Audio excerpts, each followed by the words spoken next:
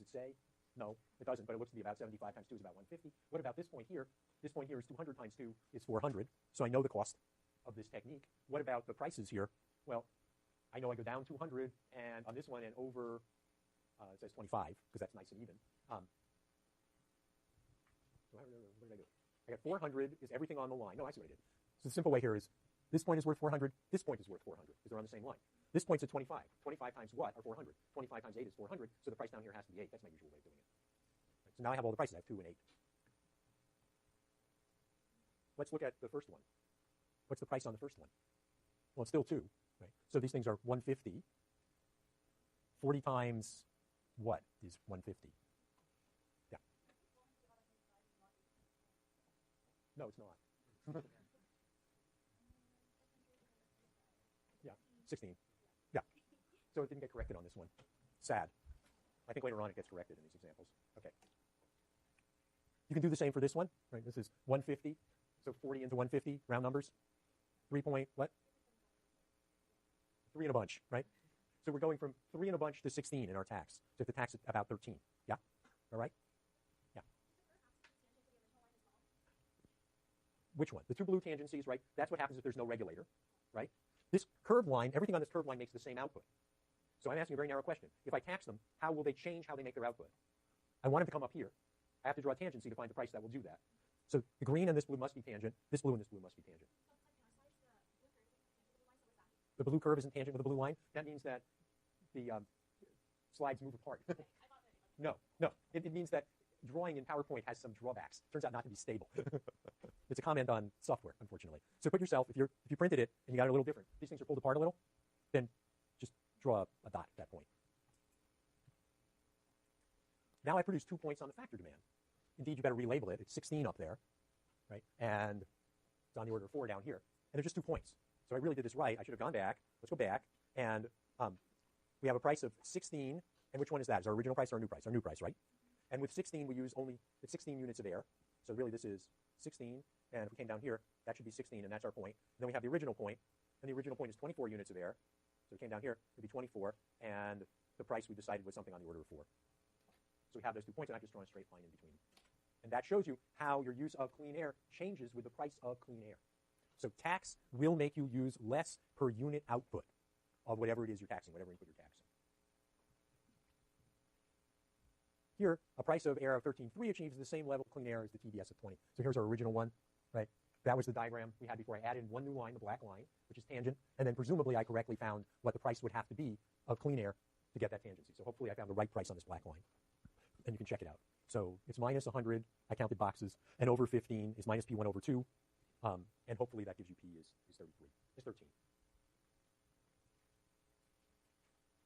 Here's the same thing again. Before pollution charge, it already cost $4 to use the air, and so what was your tax, the difference between the two prices, 9.3, and what did it add to cost? Wow, that's a lot to cost. Just think about that for a second. I had to jack up the price to move them. Agreed? The only way I could move them up on their isoquant. Here's these guys, they're on their isoquant. Here's the air. I want to move them from here up this way. And how do I do it? I jack up the price on clean air. And that moves them up. But what does it do to their costs? They still have to pay for this amount of clean air, the amount they're still using. In the diagram, they have to pay for 20 units of clean air. And they got to pay 9 times 20 for it. So what they pay for the pollution that remains can be a major number. In most cases, I know it is a major number. The pollution charges do the job. But pollution charges raise huge amounts of money. So how much money is the pollution charge, the carbon charge on gasoline supposed to raise when it comes into effect in January? Anyone remember this number? Price of gasoline is going up at the pump. How much money are they going to raise? Remember? It's like $5 billion if I understood right. It's a major chunk of change. The entire state budget is about $100 billion. Does that get some sense of how much money is at stake here? How many of you would like to see them tax gasoline $1? You know how much money that is? It's like $20 billion. Yeah. That's a fifth of the entire state budget. If our numbers are roughly right, if you taxed gasoline at $1, you could give up most of the state income tax. Yeah, there's real money involved in these things. And so when you ask politically, why is it so hard to get a reasonable tax on gasoline, like to say $4 to close to $5 the Europeans go for, sometimes more? It's because it generates humongous amounts of money. We have no ability to do something like take the money and use it for tax relief or something of that sort. So our inability to agree on what to do with the money also stops us from doing this with pollution charges. If you do it with an effluent standard, are there any amounts of money getting paid? No. So an effluent standard is much cheaper to the firm.